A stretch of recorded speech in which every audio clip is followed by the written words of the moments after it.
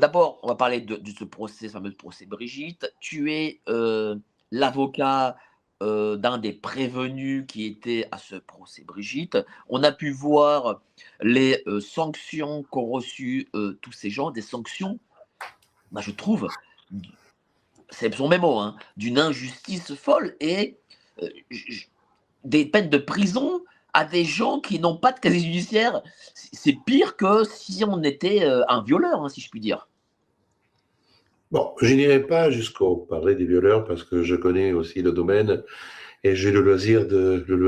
J'ai eu la charge de plaider en cour d'assises sur des affaires de viol à la fin de l'année 2005 sur 2 procès très importants. Je ne parlerai, comme on dit, comparaison ne vaut pas raison.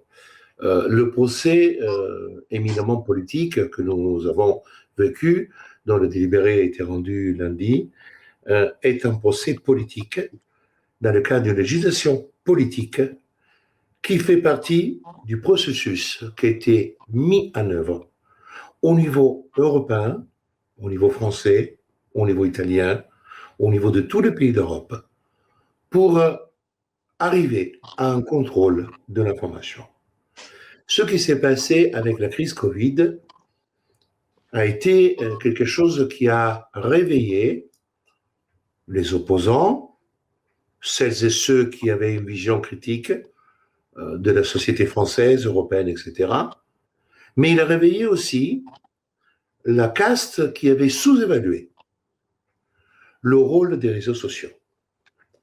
Je dis cela, pourquoi? Parce que quand ils ont tenté de mettre en œuvre la politique vaccinale, il y a eu une déferlante mise en œuvre par les mainstream pour participer au travail dictatorial pour imposer ce produit qui était monstrueux.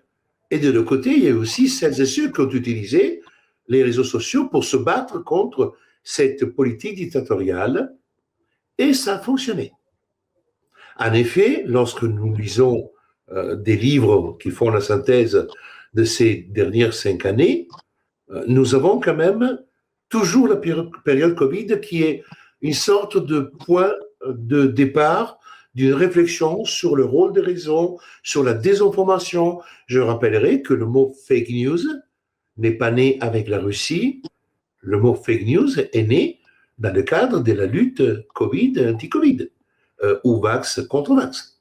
C'est-à-dire qu'il y a des choses qui attestent la volonté affichée de dire on a vécu cela avec la politique vaccinale qui était une opération très importante pour nous gouvernants, qui n'a pas pu aboutir comme on le souhaitait. Donc si aujourd'hui nous voulons gagner la bataille de l'information, nous devons la cadrer et faire tout ce qui est nécessaire. Or, sur la législation du harcèlement, cette législation, elle est monstrueuse. Vous ne pouvez pas vous rendre compte si aujourd'hui, vous osez, demain matin, une personne ose faire 2 posts sur Brigitte Macron ou sur Macron. Il peut, sans avoir besoin de quoi que ce soit, être attaqué pour harcèlement. Il suffit d'un seul post dénigrant pour tomber dans le harcèlement. Mais comment ils peuvent justifier justement le harcèlement alors que c'est un mot qui a été totalement... Alors que Brigitte Macron n'a pas de compte Twitter. Mike, ce n'est pas important. Ce n'est pas une condition qui est posée. En réalité, à travers cette disposition, la loi Schiappa a permis de pouvoir ratisser large. Et je peux vous dire qu'on a tous plaidé bien. On n'a pas fait un travail de concert énorme parce que on sait tous travailler les dispositions. On n'avait même pas besoin de discuter que plaidoirie. On arrivait tous au même résultat. Les conditions n'étaient pas réunies, juridiquement parlant et judiciairement parlant, pour entrer en voie de condamnation. On a même les conclusions qui ont été rédigées par l'avocat Enoki, qui est aussi l'avocat de M. Macron dans la procédure que nous avons diligentée et qui est actuellement en cours contre M. Macron et sur le fait d'avoir divisé les Français en vaccinés et non vaccinés, les bons et les mauvais. Il a obtenu 10 000 € de dommages intérêts.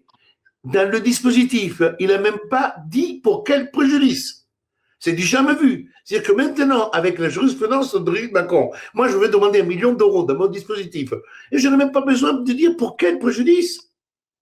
Mais nous sommes tombés sur la tête des choses que, si je ne justifie pas le préjudice et la nature du préjudice, ça fait 31 ans que je fais ce métier, je me fais éjecter par un président au tribunal en disant « Mais Brouza, vous demandez 10 000 euros, à quel titre ?»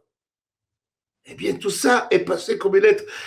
Normalement, le préjudice doit être concomitant à la constatation de l'enseignement. On retient le préjudice parce que la fille de Brigitte Macron, qui n'a pas voulu aller à la médecine légale, elle n'a pas voulu aller à se faire contrôler par un médecin dûment habilité pour ce qu'on appelle les déterminations du préjudice auprès des autorités judiciaires.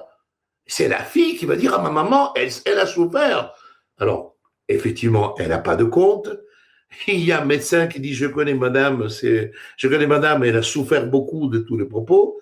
Quand tu vas regarder les choses, le moment où l'attestation est faite, les propos, pour certains, ils sont même inconnus par madame, parce qu'en réalité, qu'est-ce qu'ils ont fait? Ils ont pris un chapeau, ils ont tiré 10 personnes. Il y en avait 2 qui étaient plus connus, qui étaient Zoé Sagan et aussi Bertrand Scholler.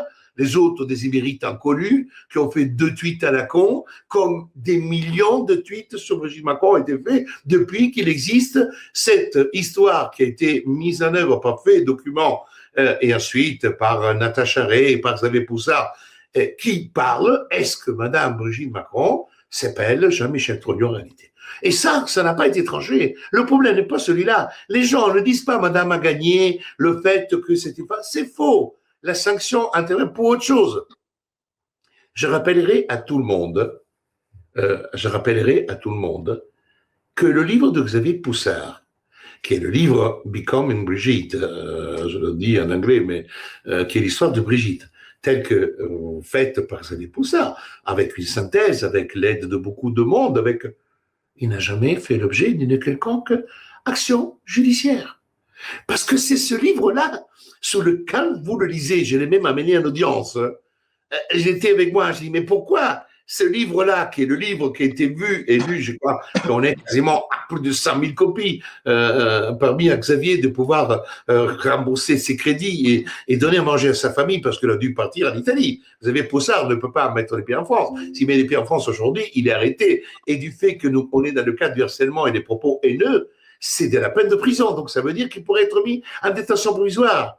C'est pour ça qu'il est en Italie. Ça ne veut pas dire qu'on ne puisse pas demander, quoi qu'il en soit, une éventuelle mise en œuvre d'un arrêt, mandat d'arrêt international, des choses comme ça. Mais s'ils n'ont pas fait jusqu'à là, ils préfèrent qu'il ne devienne pas un héros en France. Ils préfèrent qu'il soit en Italie, qu'il fasse quelques postes, mais qu'il ne vienne pas emmerder parce que c'est le vrai dangereux. Le vrai dangereux, ce n'est pas Zoé Sagan ou Bertrand Scholler ou les autres, oui, prévenus, c'est pas. C'est lui qui est dangereux. Parce que lui, il a tout le dossier, il a tous les éléments en main concernant. Et du fait que s'il était attaqué en diffamation, il avait l'exception de vérité. C'est pour ça qu'ils n'ont pas attaqué, ils n'attaquent pas en diffamation. Parce que la défense en diffamation est l'exception de vérité. Tu me dis que ça, et moi je te prouve que ce que je dis, qui peut créer. En effet, même ce qui s'est passé pour Natacha Ray et la relaxe en appel, c'est vraiment du droit. Et pour cette raison que nous allons interjeter appel. On ne va pas s'arrêter là. Parce que si la Cour d'appel a pu rendre une décision comme celle de Natacha Ray, c'est peut-être parce que là, les magistrats sont un peu plus protégés par rapport au pouvoir. Mais justement, ma question, c'est, il y a ce nouveau tribunal de Porte de Clichy où il y a eu ce procès. L'appel, dorénavant, se fait à Cité, c'est-à-dire l'ancien tribunal, ce grand et beau tribunal de Paris qu'on le connaît tous. Est-ce qu'il y a une différence entre les magistrats, entre ces deux endroits? Moi, j'ai l'impression, pour avoir été en appel, justement, pour Natacha Ray et Amandine Roy, j'ai l'impression qu'on a au tribunal de la Cité des gens avec plus d'expérience et plus d'indépendance. Je ne sais pas si... je ne vais pas faire un cours de droit, mais c'est toujours, tes émissions sont toujours très intéressantes quand nous les faisons. La magistrature fonctionne par un curriculum vitae, par un curriculum qui se fait d'expérience avec une évolution de carrière en fonction de la qualité du magistrat, de son travail, du nombre de décisions rendues, de la qualité des décisions rendues et du nombre de décisions confirmées ou infirmées, etc. Donc, en réalité, au départ, on a 1000. Après des 1000, il n'y aura que 300 qui vont monter à l'échelon cour d'appel. Et les autres vont tourner, ils vont peut-être passer de président de section d'un tribunal, ils vont être envoyés juge d'instruction à Bourg-en-Bresse, etc. Et beaucoup resteront toujours au niveau, pas du salaire, pas de la rémunération, mais en termes d'échelon, de compétences. Et effectivement, la cour d'appel, ce sont des magistrats, en principe, qui ont beaucoup plus d'expérience, qui ont rendu des décisions de qualité et qui, théoriquement et sincèrement, je ne suis pas déçu. Attention, on a quand même des décisions. Aujourd'hui, on dit souvent que la cour d'appel, quand on y va, c'est parce qu'on va prendre plus salé. Tout dépend pourquoi on fait appel. Tout dépend si l'appel que nous interjetons est un appel sérieux et pas un appel. Aujourd'hui, en plus, je rappellerai à tous que vous avez été choqués parce que Marine Le Pen et Sarkozy ont eu l'exécution provisoire, notamment l'une pour l'inéligibilité et l'autre qui est partie en tôle 21 jours. Mais même la décision qui a été rendue là a été rendue avec exécution provisoire. Vous imaginez un peu, dans le cas d'harcèlement, on a une décision avec le stage de citoyenneté, avec le moratoire sursis, avec exécution provisoire. Après, je rappellerai qu'il y a une personne qui a pris de la prison ferme parce qu'il ne s'est pas présenté au tribunal. On est dans un truc de folie pour des messages postés sur les réseaux sociaux. Mais justement, est-ce qu'il leur fallait une victoire? Est-ce qu'ils ont pris 10 personnes inconnues parce qu'il leur fallait une victoire au Macron pour justement dire après, regardez, vous avez vu, on gagne nos procès. Parce qu'il faut rappeler qu'ils n'ont jamais gagné un seul procès. Et toi-même, tu as été au début, je crois que c'était en Normandie, avocat Natacha Charret. Non, j'étais à Paris. La première action judiciaire qui a été entreprise contre Natacha Charret et Amandine Roy, c'était une procédure devant le tribunal judiciaire de Paris, fondée sur l'atteinte à la vie privée, dans laquelle ils demandaient plus de 120 000 euros de dommages d'intérêt. Nous avons gagné parce que nous avons requalifié l'action en réalité. J'ai dit tout ça, c'est de l'action en diffamation, mais malheureusement, vous avez agi devant le mauvais tribunal et vous êtes ordonné. Et effectivement, la juge de la mise en état a constaté l'irrecevabilité en disant que c'était la mauvaise action. Là, ils ont perdu. Ça a été déjà un échec. Mais je l'avais déjà dit, j'avais l'impression de la mouche qui tourne autour du pot. Parce que déjà à l'époque, il pouvait y avoir des actions en diffamation. Il pouvait y avoir des actions qui avaient pour but, mais on ne voulait pas amener la discussion devant le tribunal sur le débat de fond. Pourquoi le débat de fond? On le constate, il est extrêmement fragile. Il est fragile parce que rien n'a été fait pour convaincre les Français sur ce qui est la réalité de ce qui est porté par Xavier Poussard. Moi, je ne suis pas là pour faire de la médisance, ce n'est pas mon rôle. Moi, que Mme Macron soit un homme ou une femme, je m'en fous. Moi, je suis avocat, président de l'Action 19 en tant qu'association concernant la question des vaccins, mais en tant qu'avocat, je suis là pour faire du droit.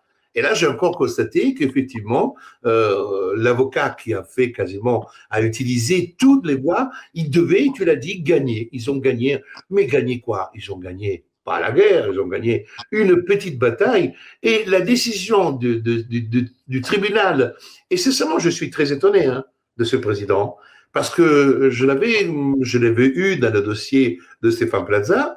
Donc, je l'avais déjà connu. C'est lui qui avait tranché l'affaire en première instance, Stéphane Plaza, avec une relaxe pour une femme et une petite condamnation de sursis qui était prononcée à l'encontre de Stéphane, que M6 a utilisé pour le jeter, alors qu'il y a des personnages beaucoup plus funestes qui sont à la télévision française entre les pédophiles et les autres et les Macron.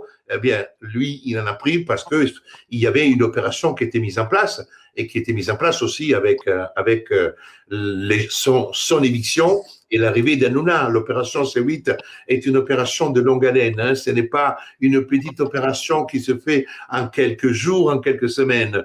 Moi-même, j'avais eu des journalistes d'Hanouna disant « Mais pourquoi, à la suite de ces déjeuners, vous ne déposez pas une plainte pénale pour abus de confiance ?» En réalité, il ne voulait pas.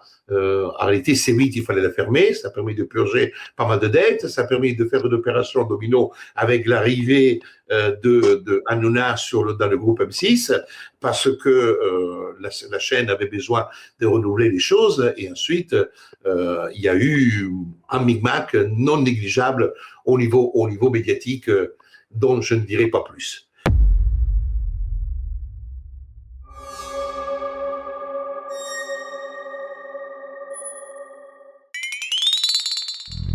Yeah.